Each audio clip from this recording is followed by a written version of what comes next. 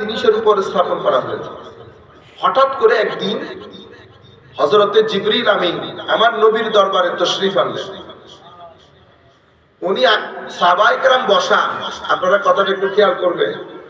উনি সাহাবায়ে কেরামকে এভাবে সরিয়ে আমার নবীর একেবারে কাছে আসলেন, আমার নবীর হাঁটুর সাথে হাঁটু লাগিয়ে বসেছে, হাঁটুর সাথে হাঁটু লাগাইয়া বসেছে। জিবরিল আমিন হলো নূরের, নূরের কোনো শারীরিক অবয়ব থাকে না। নূরকে যদি শরীরের অবয়ব দেওয়া হয় সেটার মধ্যে শারীরিক বৈশিষ্ট্য থাকে না। আমি এটা ধরতে পারতেছি কেন? কারণ এটার একটা ফিজিক্যাল স্ট্রাকচার আছে, শারীরিক অবয়ব আছে, সেজন্য আমি এটা টাচ করতে পারতেছি। কিন্তু আমার গায়ের উপর যে আলো পড়তেছে, আপনি সারাদিন যদি চেষ্টা করেন আলো ধরতে পারবেন? আলো ধরা যায় না, আলো ধরা যায় না। কিন্তু জিবরিল আমিন আমার নবীর হাঁটুর সাথে হাঁটু গেড়ে বসেছে, হাঁটু লাগিয়ে বসেছে। তাইলে আমরা এতটুকু বুঝতে পারছি, আল্লাহ ইচ্ছে করলে নূরানিয়তের ভিতরে বাশারিয়তের বৈশিষ্ট্য দিতে পারেন। নূরানিয়তের ভিতরে বাশারিয়তের বৈশিষ্ট্য দিতে পারেন। যদি না হইতো এভাবে উনি সবাইকে নূর তো আর সরাইতে পারবে না। নূর হয়তো বলতে পারবে সরে যায়, সরাইতে হলে তো গায়ে টাচ করতে হবে।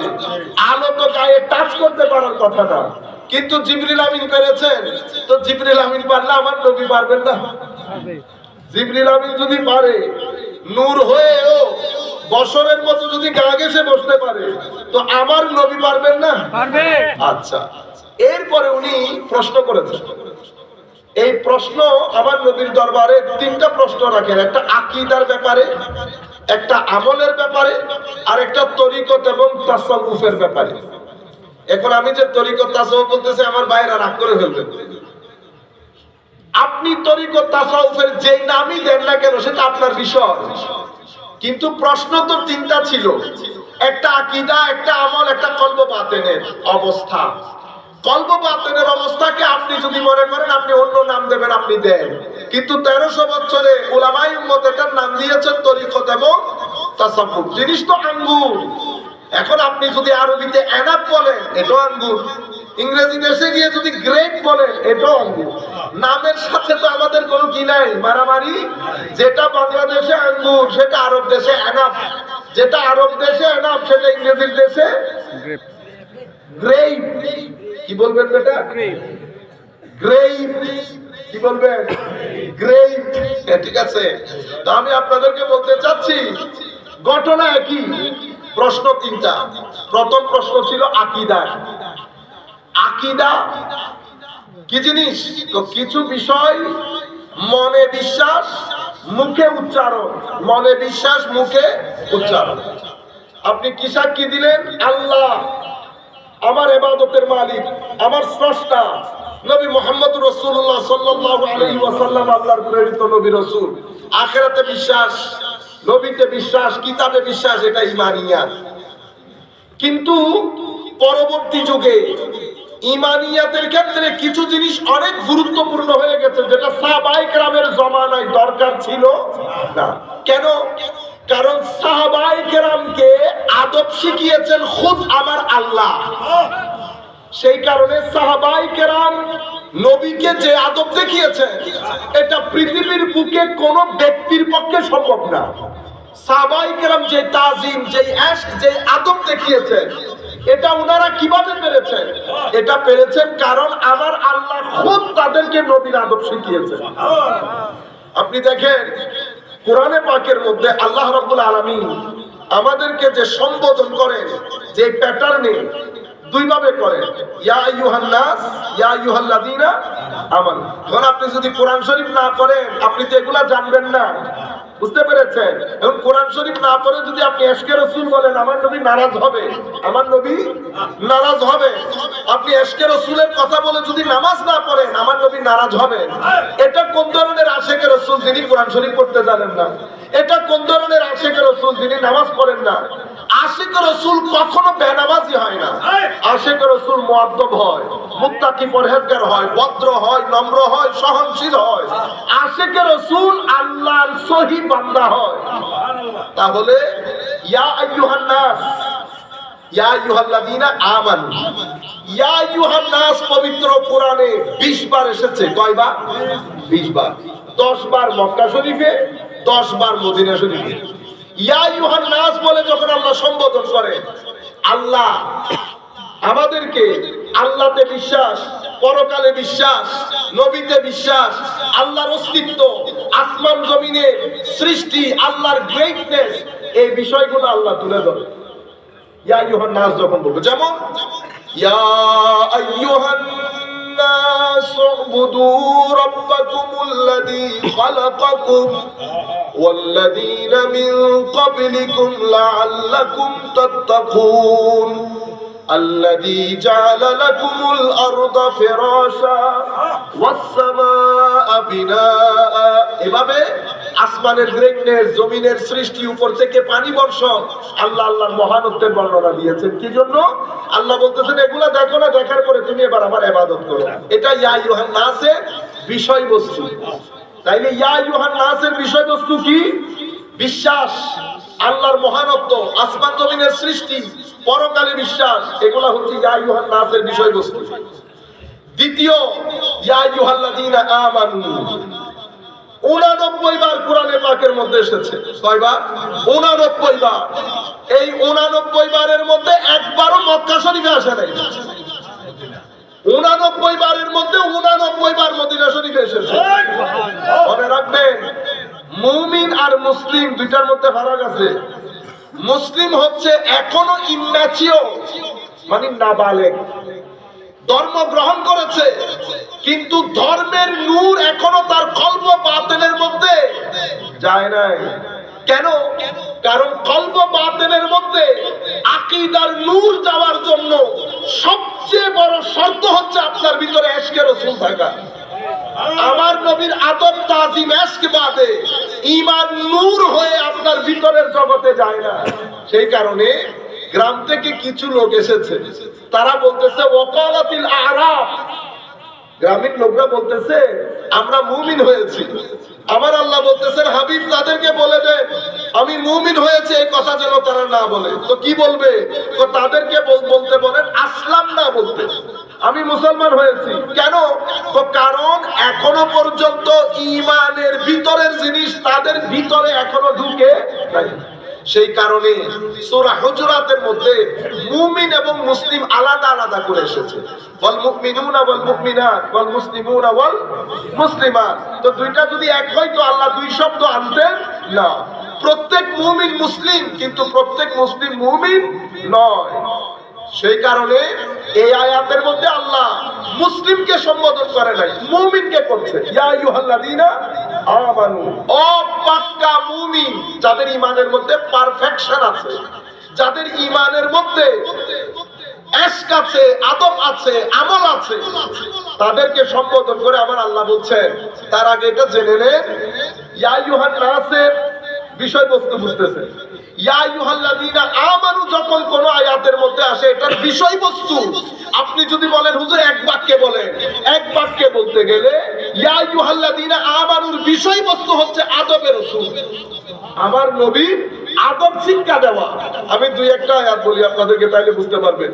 শুরুতেই কোরআনে পাকের একটা আয়াত এসেছে ইয়া আইয়ুহাল্লাযীনা আমানু লা তাকুলু রাইনা ওয়া কুলু যুরনা। দেখছেন মুমিন কাদেরকে বলছে? আমার আল্লাহ সাহাবায়ে কেরামকে সম্বোধন করে বলছে এ আমার নবীর সাহাবীরা। তাহলে সাহাবী ঈমানিয়াতের ক্ষেত্রে কত পারফেকশনিস্ট দেখে।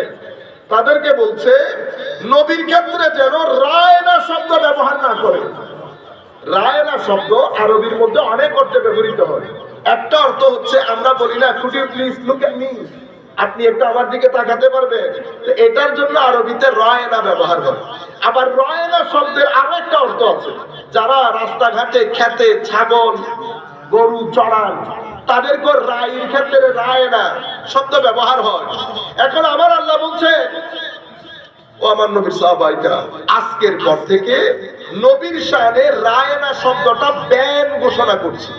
আজীব বিষয় না, আল্লাহ রাব্বুল আলামিন বলছে আমি রায়না শব্দ ব্যান ঘোষণা করছি। তোমরা রায়না শব্দ আমার নবীর শানে আর ব্যবহার করবে না। সাহাবায়ে কেরাম চিন্তায় পড়ে গেলেন, মাওলা এটা কি ধরনের রায়না শব্দের মধ্যে দোষ কোন জায়গায়? পরে আমার নবীর ব্যাখ্যার মাধ্যমে বুঝতে পেরেছে যে মুনাফিকরা সাহাবায়ে কেরামের সাথে বসে আমার নবীকে রায়না বলে ভিতরে ভিতরে ছাগল ছড়ানোর দিকে, বুঝতে পেরেছেন, ইঙ্গিত দিতেন। এই বিয়াদবি থেকে বাঁচিয়ে সাহাবায়ে কেরামকে বারগাহে রিসালাতের আদব শেখানোর জন্য আমার আল্লাহ বলছেন, আমার নবীর সাহাবায়ে কেরাম আজকের পর থেকে নবীর শানে রায়না শব্দ ব্যান ঘোষণা করছে, আদব শিখিয়েছেন। আমি বলেছি না আপনাদেরকে, ইয়া আইয়ুহাল্লাযীনা আমানুর বিষয়বস্তু হচ্ছে আদব। আচ্ছা, এরপরে দেখেন, ইয়া আইয়ুহাল্লাযীনা আমানু ইস্তাজিবু লিল্লাহি ওয়া লির-রাসূলি ইযা দাআকুম লিমা ইউহয়িকুম। আমার আল্লাহ বলছেন, ও আমার নবীর সাহাবায়ে কেরাম, তোমরা আল্লাহ এবং রাসূলের ডাকে সাড়া দাও, আল্লাহ এবং রাসূলের আহ্বানে সাড়া দাও। কখন? ইযা দাআকুম, যখন তিনি আহ্বান করেন। আহ্বানকারী একজন, সাড়া দিচ্ছি দুইজনকে। তো সাড়া যদি দুইজন হয়, আহ্বানকারীর ক্ষেত্রে খাওয়ার কথা ছিল কি? যখন তারা আহ্বান করে। এটা পৃথিবীর গ্রামার, বাংলা বলেন, ইংরেজি বলেন, আরবি বলেন, গ্রামার এটাই বলে। নাউন দুইটা হইলে প্রনাউন কয়টা হবে? বহুবচন হবে না? কিন্তু এখানে নাউন দুইজন, অর্থাৎ সাড়া দিচ্ছি দুইজনের ডাকে। ইস্তাজিবু লিল্লাহি ওয়া লির-রাসূল, আল্লাহ এবং রাসূলের আহ্বানে সাড়া দাও। ইযা দাআকুম, যখন তিনি আহ্বান করেন। মাওলা তিনি আহ্বান মানি, আহ্বানকারী কয়জন? তো আহ্বানকারী দুইজন, কিন্তু আহ্বানকারী একজন। আহ্বানকারী দুইজন, কিন্তু আহ্বানকারী একজন। কেন? কারণ আমাকে আল্লাহ আহ্বান করবেন না, আল্লাহ আমার সাথে কথা বলতে আসবেন না। আল্লাহ কথা বলেন নবীর সাথে, নবী কথা বলেন আমার সাথে। আপনি যদি মাস্টারি করে আগে চলে যান, তাইলে ঈমানই হবে না। কেন ঈমান হবে না? কারণ আমাদের ঈমানের মূল শিকড়, প্রাণ তাওহীদ। কি জিনিস?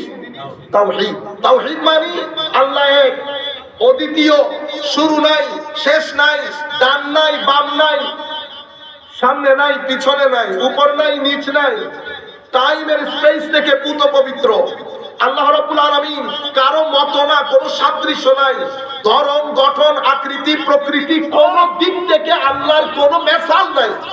লাইসা কামিসলিহি শাই, কোন দিক থেকে আল্লাহ কারো মতো না।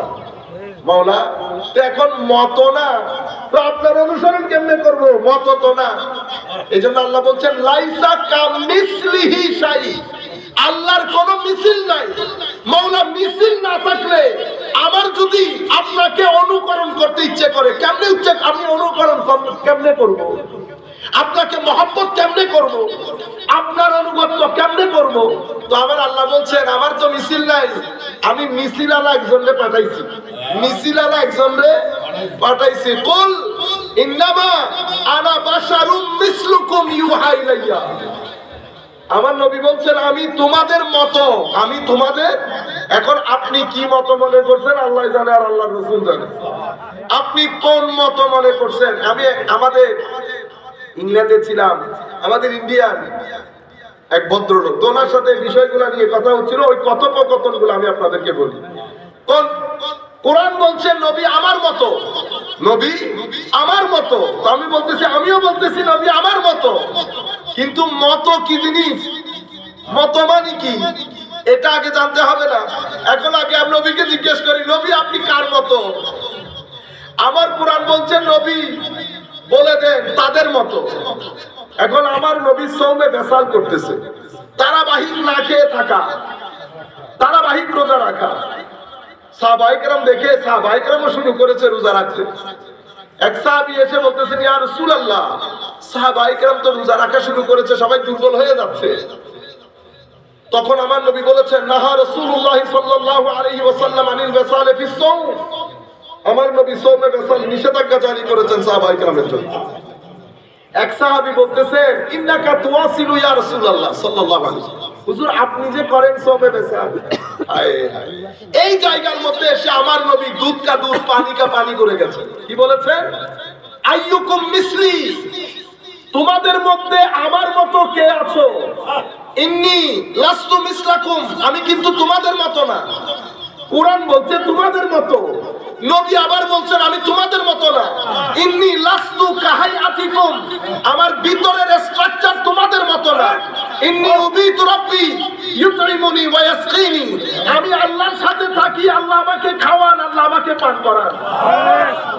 এখন আমি তোমাদের মতো নই। কেন? এরপর আমার নবী বলছেন, আরো পরিষ্কার করছেন, আমার সাহাবায়ে কেরাম, আমি যদিও তোমাদের সামনে দাঁড়িয়ে ইমামতি করি, কিন্তু মনে রাখো আমি কিন্তু পিছনেও দেখি। আমি শুধু সামনে দেখি না, আমি পিছনে দেখি। শুধু পিছনে না, তোমার কলব বাতিনের মধ্যে মওলাই কারীমের খৌফ ও খশিয়তের লেভেল কতটুকু আছে এটাও দেখি। তাইলে আমার চোখও দেখে, নবীর চোখও দেখে। আমার চোখ সামনে দেখে, পিছনে দেখে না। আমার চোখ আপনার ভিতরের ভীতির লেভেল দেখে না। নবীর চোখ দেখতে আমার চোখের মতো, কিন্তু বৈশিষ্ট্যের দিক থেকে আমার নবী সামনেও দেখেন, পিছনেও দেখেন। আমার নবী আপনার কলব বাতিনের ভীতি, খৌফ, খশিয়ত এটার লেভেল পর্যন্ত দেখেন। আপনারা বুঝতে পেরেছেন? আমার হাতও হাত, নবীর হাতও হাত, কিন্তু সাহাবায়ে কেরামের হাতের উপর আমার নবী হাত রেখেছেন। আমার আল্লাহ কোরআনের আয়াত নাযিল করে বলছে, হে আমার নবীর সাহাবায়ে কেরাম, নবীর হাত হলেও এটা আসলে আমার হাত ছিল। ইয়াদুল্লাহি ফাওকা আইদিহিম।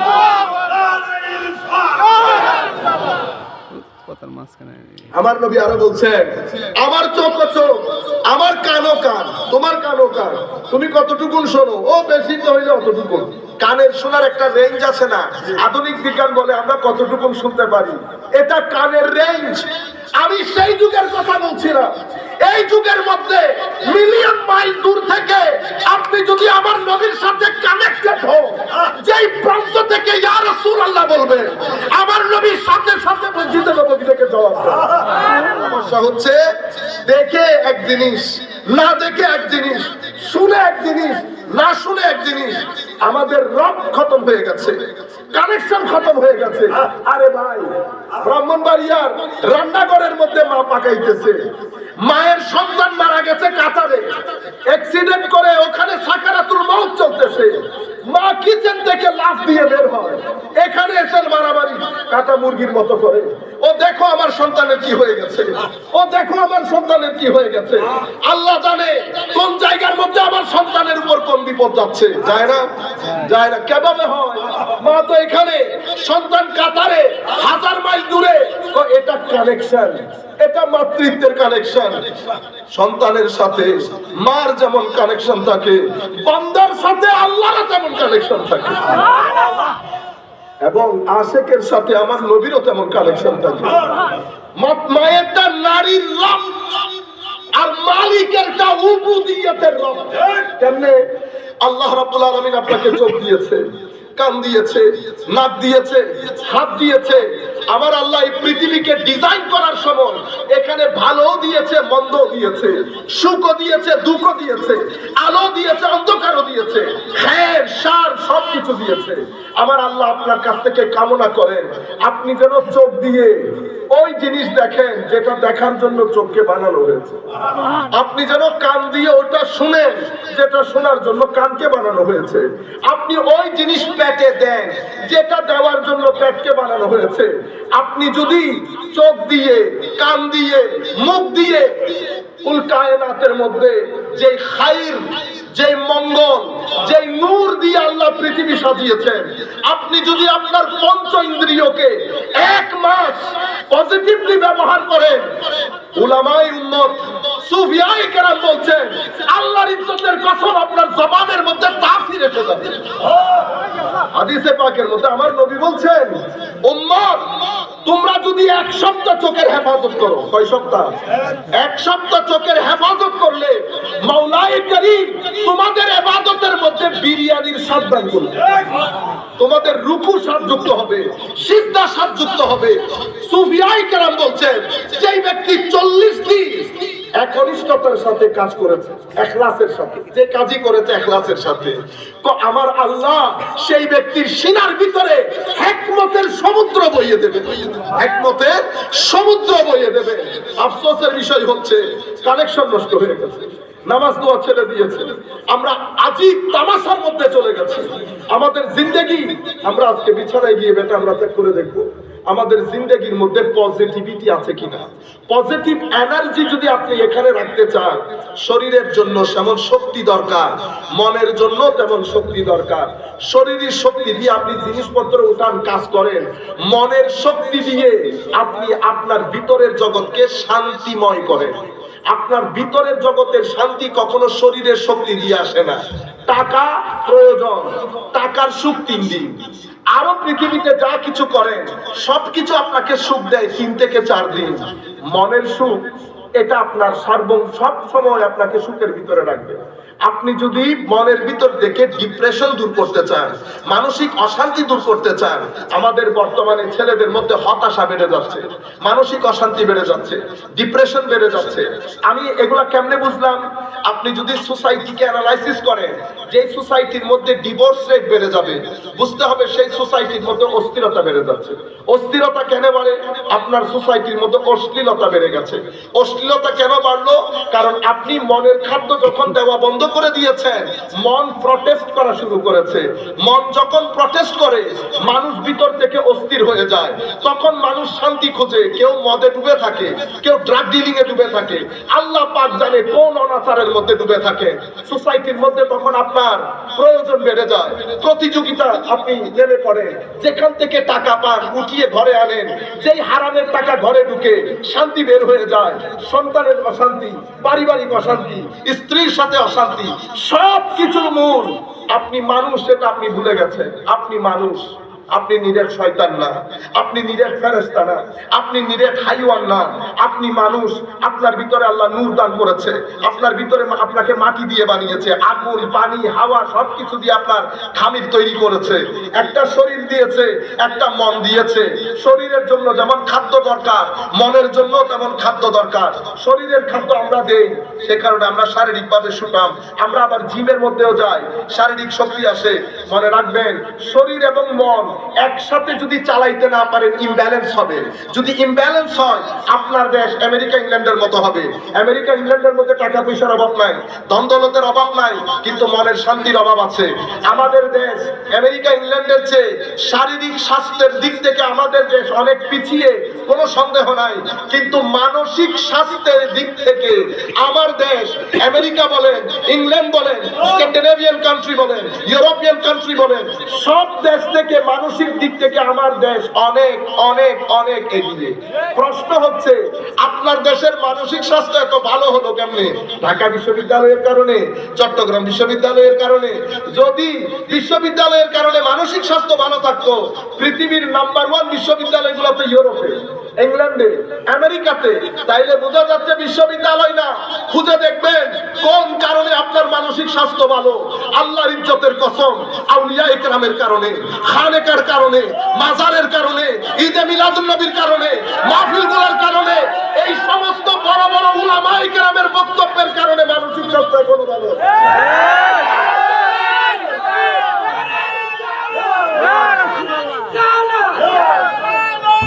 এই সমস্ত উলামা ইকরাম, আমরা যার পাশে বসে আছি, হুজুরদের কিন্তু অনেক বয়স হয় নাই, কিন্তু অল্প বয়সে বৃদ্ধ হয়ে গেছে। কেন? আমরা এখন বুঝতেছি। গত 9 মাস পরিবারের সাথে আমার মনে হয় না 2 ঘন্টা সময় ব্যয় করতে পেরেছি। গতকালকে আমি এখন কক্সবাজার থেকে আসতেছি গাড়ি নিয়ে, চিন্তা করতে পারবেন, অল্প বয়সে বুড়ো হয়ে গেছে। আপনারা মনে করতেছেন জীর্ণ শীর্ণ মৌলবী টাকা নিয়ে চলে গেছে। ও ভাই, এই সমস্ত উলামায়ে কেরাম একজনের কারণে বাংলাদেশ সরকারের মিনিমাম $1 মিলিয়ন বেঁচে গেছে, যেগুলা তারা মানসিক স্বাস্থ্য ঠিক করার জন্য সরকারের খরচ করতে হলো। England, America million million dollar খরচ করে ডিপ্রেশন থেকে সন্তানদেরকে বাঁচানোর জন্য। মনে রাখবেন, ডিপ্রেশন যদি বেড়ে যায় ডিভোর্স রেট বেড়ে যাবে। গত 6 মাস বাংলাদেশের ডিভোর্স রেট আসমানে গিয়ে উঠেছে, বাংলাদেশের ড্রাগ ডিলিং আসমানে গিয়ে উঠেছে। ছেলেদের মধ্যে আদব খতম হয়ে গেছে, ছেলেরা মুরব্বীদের সাথে দাঁড়িয়ে যায়।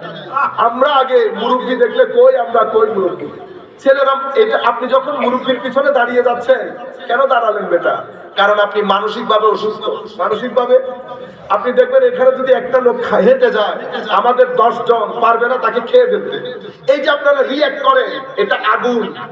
তাইলে আপনার ভিতরে তো আগুন হওয়ার কথা ছিল না, আল্লাহ আপনার ভিতরে তো নূরও দান করেছেন।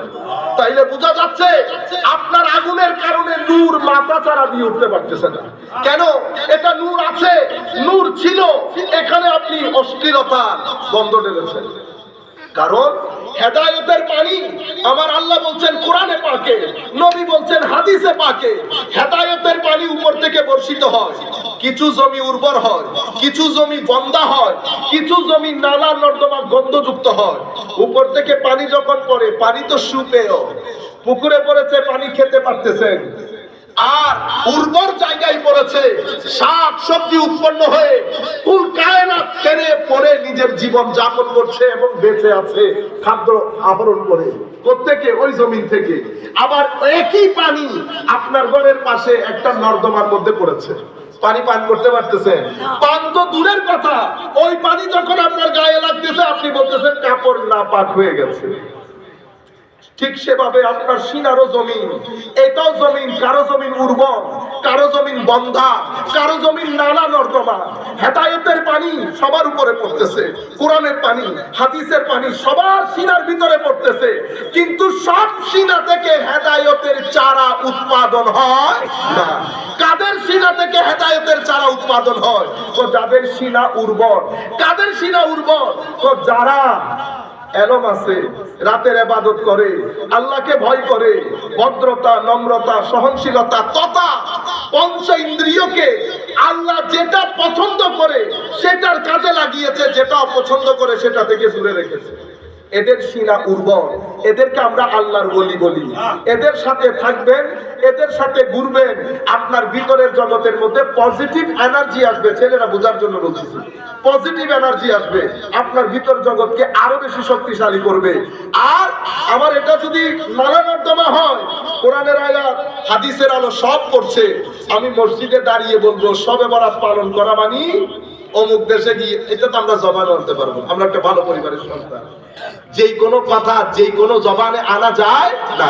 আপনি এত বড় কথা আমাকে ছেলেরা আমার ভাই জিজ্ঞেস করতেছে, এটা তো বলে মৌলবী, এটা তো মুখে দাঁড়িয়ে আছে, এটা পাঞ্জাবি সবকিছু করছে, এই কথা মসজিদের মধ্যে বললো কেমনে? আর এতগুলা মানুষ বসে এটা হজম করলো কেমনে? তা আমি বললাম, ও বেটা, বৃষ্টির পানি কি শুধু তোমাদের পুকুরে পড়ে? বৃষ্টির পানি নালা নর্দমার মধ্যে পড়ে। আল্লাহর বান্দাদের মধ্যে কিছু আছে নালা নর্দমা, কিছু আছে উর্বর, কিছু আছে বন্ধা। এরা হচ্ছে নালা নর্দমা। নালা নর্দমা কেমনে বুঝলে? কোরআন এবং হাদিসের বাণী পড়বে, আপনার জবান দিয়ে বের হচ্ছে নবী আমার মতো। নবী কিছু জানে না, ওই নালা নর্দমা যেটা ভিতরে ধারণ করেন জবান দিয়ে ডেলিভারি ওগুলাই হবে, এটার মাধ্যমে ফিতনা হবে, এটার মাধ্যমে ফাসাদ হবে। সেই কারণে আমার নবী বলছেন আখিরি জামানার মধ্যে 3টা জিনিস একেবারে নাই হয়ে যাবে। একটা হচ্ছে ইলমে নাফে নাই হয়ে যাবে, আর একটা হালাল রিজিক নাই হয়ে যাবে, ইখলাস নাই হয়ে যাবে। আমার নবী বলছেন বড় বড় আলেম জমিন থেকে চলে যাবে, বড় বড় আলেমদেরকে মৃত্যু দিয়ে জমিন থেকে আল্লাহ ইলম তুলে ফেলবেন। হুজুর লাইব্রেরি হয়ে যাবে, মাদ্রাসা হয়ে যাবে, বড় বড় দরসে বুখারী হয়ে যাবে। ইলম কোথায় যাবে? উলামায়ে কেরাম জবাব দিচ্ছেন, এই ইলম মানে লাইব্রেরির ইলম না, এটা ইলমে নাফে। কারণ একটা হচ্ছে বই, পৃষ্ঠার জ্ঞান, পৃষ্ঠার জ্ঞান মাথায় চলে যায়, সেই পৃষ্ঠার লাইনের ভিতরে মাওলাই করিম যেই নূর রেখেছেন সেটা সিনার ভিতরে এসে যায়। সেই নূরের জন্য নিজের সিনাকে তৈরি করতে হয়, নামাজ লাগে, সিজদা লাগে, আল্লাহ রাব্বুল আলামিনের খালকে খোদা বান্দাদের খেদমত লাগে, সিনার ভিতরে তখন নূর আসে। এই নূরহীন যখন হয় তখন এটা নালা নর্দমা হয়ে যায়, জ্ঞান থাকে, উপকারী জ্ঞান হয় না। সুফিয়ায়ে কেরাম বলছেন জ্ঞান উপকারী কোনটা? যে জ্ঞান মানুষের ভিতরে আল্লাহর খৌফ ও খশিয়ত সৃষ্টি করে, আদব সৃষ্টি করে। আদব।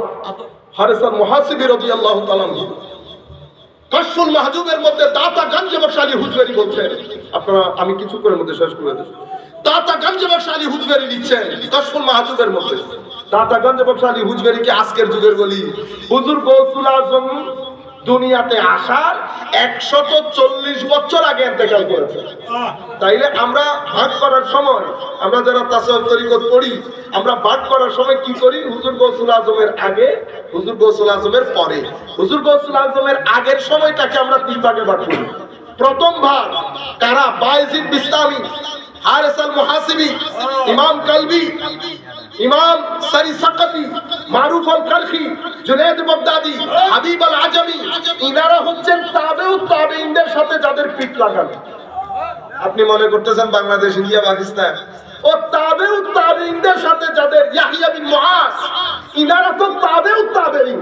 হারিস আল মুহাসিবি, ইনারা তো একেবারে তাবেউত তাবেঈনদের সাথে ইনাদের পিঠ লাগানো। আদব দেখেন কেমন। হারিস আল মুহাসিবি রাদিয়াল্লাহু তাআলা আনহু 20 বছর দুজানু হয়ে বসতেন, কখনো টেক লাগিয়ে এভাবে বসতেন। মুরিদরা বলতেছেন, হুজুর বয়স হয়ে গেছে, কষ্ট লাগে না, আপনি বসেন না কেন? তখন হুজুর 2 চোখ বেয়ে পানি পড়ছে, কবেটা আমার বসতে ইচ্ছে করে, কিন্তু আমি তো একজনের গোলাম। গোলাম কেমনে মালিকের সামনে টেক লাগাই বসে? গোলাম কেমনে মালিকের সামনে? এই কথাগুলো এখন যখন আমি আপনাদেরকে বলছি, আপনারা মনে করতেছেন পুরো ফানি। কেন? কারণ এমন একটা সময়ের মধ্যে আমরা বসে আছি যেটা নিরাট বেয়াদবির সময়, যেটা নিরেট ইগোইস্টিক সোসাইটি বলি আমরা। ইগোইস্টিক সোসাইটি মানে আমিও একজন। ফেসবুকের মধ্যে দেখেন না, সবাই কমেন্ট করে, সবাই গালি দিয়ে দেয়, কারণ প্রত্যেকেই চায় আমিও একজন। সেই কারণে আদব রেহাজ খতম হয়ে গেছে। সেই কারণে এই কথাগুলো আপনাদের বুঝে আসবে না। হযরতে খুদ দাতা গঞ্জ বখশ আলী হুজুরি বলছেন, হযরতে বায়েজিদ বিস্তামিকে জিজ্ঞেস করা হয়েছিল, হুজুর যেই মাকামের মধ্যে আপনি পৌঁছেছেন এটা আপনি কিভাবে পেলেন? উনি কি জবাব দিয়েছেন? উনি বলেছেন, হুসনুস সুহবতি মা আল্লাহি আযজা ওয়া জাল। তো আল্লাহর সাথে আমার চলা চরিত্রের মধ্যে হুসন সৃষ্টি করে, আদব সৃষ্টি করে। কিরকম আদব? এই আদব। কোনদিন বসতো না, কোনদিন 2 জানু হয়ে আমরা ক্রস লেগ বসি না, সুফিয়া ইকরাম ক্রস লেগ পর্যন্ত বসতেন।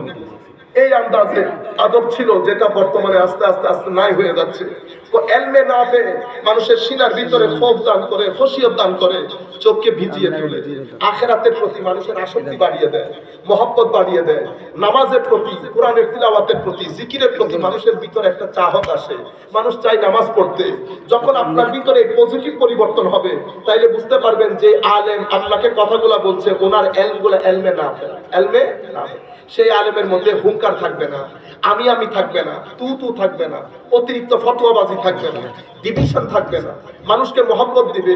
এশকে রসুল, যখন এশকে রসুলের কথাগুলো শুনবেন, আপনি এশকে রসুলের সমুদ্রে মনে করবেন আপনি বইতেছেন। সেই আলমকে আলমে নাফে বলে। আমার নবী বলছেন সেই আলমগুলা উঠে যাবে। কিভাবে?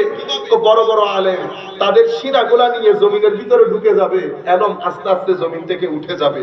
শেষ পর্যন্ত শেষ পর্যন্ত কোন আলেম থাকবে না। ইত্তাখাযান নাস রুউসান জুহালা, মানুষ জাহেলদেরকে আলেম মনে করবে, যেভাবে আপনারা আমাদেরকে মনে করেন। এরপরে কি করবে? মানুষ প্রশ্ন করবে ফতোয়া, ফাআফতাউ বিগাইরি ইলম, না জেনে না বুঝে ফতোয়া দিবে। ফাদাল্লু ওয়া আদাল্লু, নিজেও পথভ্রষ্ট হবে, মানুষকেও পথভ্রষ্ট করবে। সেই জামানার মধ্যে আমার নবী বলছেন, ইন্নাল ঈমান লা ইয়ারিজু ইলাল মাদিনা, ঈমান মদিনা শরীফের দিকে পালিয়ে যাবে। কামা তারিজুল হাইয়াতু ইলা জুহরিহা, যেভাবে সাপ নিজেকে বাঁচানোর জন্য গর্তে ঢুকে যায়। মসজিদ থাকবে, মাদ্রাসা থাকবে, আমরা থাকবো, কিন্তু ঈমানের কোনো জায়গা হবে না। কেন? কারণ ঈমান এশকে রাসূলের নাম, ঈমান খৌফ ও খাশিয়াতে রাব্বানির নাম, ঈমান মুহাব্বতে আলে বাইতের নাম, ঈমান তাযীমে সাহাবায়ে কেরামের নাম, ঈমান নিসবতে আউলিয়ার নাম, ঈমান ইখলাসের নাম, এশকের নাম, আদবের নাম, ফানার নাম, তাওয়াদু, ইনকিসারি, ওয়ারা, তাকওয়া, খৌফ, খাশিয়াত, এগুলোর নাম ঈমান। কিন্তু সেই ঈমান আজকের যুগে এখন আমরা আরেক ধান্দায় চলে গেছি। সম্মানিত উপস্থিতি, এখন সময় এসেছে আমরা ফিরে আসি জায়গায়। কেন? কারণ কবরের দুনিয়ার কথা আমি আপনাদেরকে বলবো না, আমার আল্লাহ বড় দয়ালু। কবরে আমার আল্লাহ আপনাদেরকে ক্ষমা করে দেবে। আমি দুনিয়ার কথা আপনাদেরকে বলতেছি। আপনারা এখনো আমার বয়সী, আমার চেয়ে কম বয়সী যারা আছে, আপনারা বেটা শান্তি পাবেন না। আপনারা যেটা মনে করতেছেন পৃথিবী সেরকম না। আমাদের মা বাবারও একটা ভুলের মধ্যে আছে, ছেলেকে মানুষের মতো মানুষ করানোর জন্য আমি শহরে চলে গেছি, আত্মীয় স্বজন ছেড়ে দিয়েছি। আপনি বুঝেনই না মানুষ কাকে বলে। আপনি ঘরের মধ্যে বসে নিজেকে আগে জিজ্ঞেস করেন, মানুষ আপনি কি কি জিনিস আছে আপনার ভিতরে? আপনাকে আল্লাহ পঞ্চ ইন্দ্রিয় দিয়েছেন, আপনাকে আল্লাহ ব্রেইন দিয়েছেন, আপনাকে আল্লাহ মন দিয়েছেন, আপনাকে আল্লাহ শরীর দিয়েছেন। যেই লেখাপড়া আপনি করবেন, যেটাই আপনি পড়বেন, আপনার